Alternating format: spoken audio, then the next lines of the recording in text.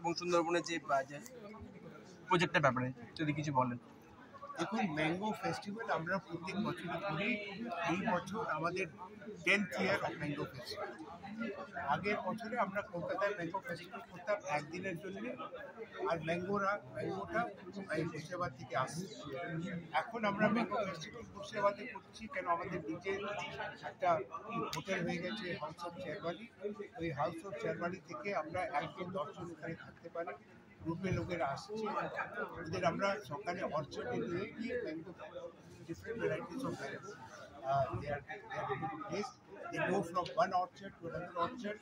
The whole concept is like wine trade in France. যেখানে একটা different winery or different vineyard গিয়ে ওরা wine test করে, যেরকম টি ট্রেল আছে যেখানে ডিফারেন্ট টি গার্ডেন থেকে different kind of T test করার যেরকম আছে, আমরা এখানে ওই সেম কনসেপ্টে ম্যাঙ্গো ফেস্টিভ্যাল করছি, যেখানে একটা অর্চার্ড থেকে আরেকটা অর্চার্ড গেলাম, অর্চার্ডটা নেক্সট ইচাদের আছে, একটা অর্চার্ডে গিয়ে আপনি different varieties of mango breakfast time সকালে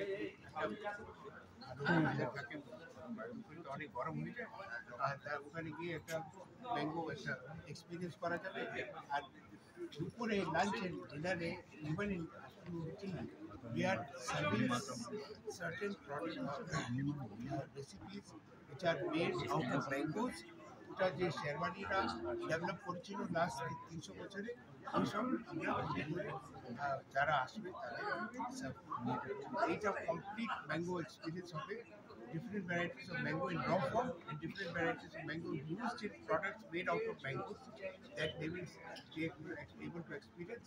And orchard create a mango khabar experience very different than আপনি একটা চা খাচ্ছেন এখানে, একটা চা ঠিকানে গিয়ে যদি খাবেন তাহলে তো একটা ডিফারেন্ট এক্সপিরিয়েন্স হবে। সেইভাবে আপনার ম্যাঙ্গো অর্চার্ডে গিয়ে যদি ম্যাঙ্গো খান, এটা সেটা ডিফারেন্ট একটা এক্সপিরিয়েন্স।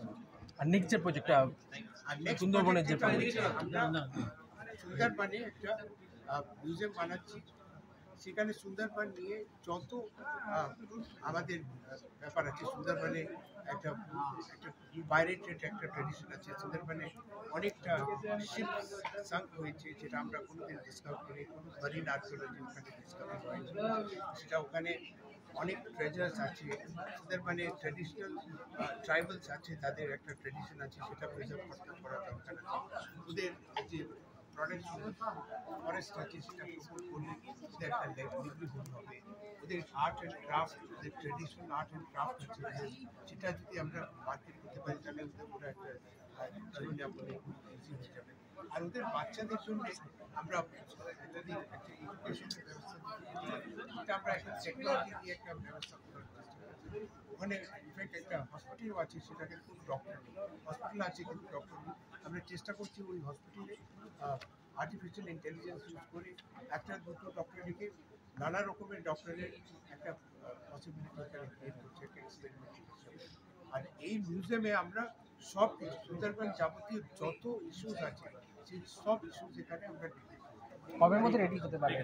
এটা আমরা চেষ্টা করছি অক্টোবর মাসে, মানে যখন সিজন স্টার্ট হবে অক্টোবর মাসে, কিন্তু বাড়িটা রেডি আছে, আর আমাদের আর্টিফ্যাক্টস রেডি আছে, আমাদের কনসেপ্ট রেডি আছে, আমাদের শুধু ইমপ্লিমেন্ট করতে হবে इंटीरियर्स। तो এটা আমার 3 মাসের বেশি লাগবে। प्रोजेक्ट का कितना ये है खर्चा पड़ेगा प्रोजेक्ट में? देखिए अभी ऑलरेडी जो बिल्डिंग का बना हुआ है, बिल्डिंग का कॉस्ट होगा करीब 2-2.5 करोड़ रुपया, 2-2.5 करोड़ रुपया भी और खर्चा करेंगे, करीब 5 करोड़ सर। এটা আমাদের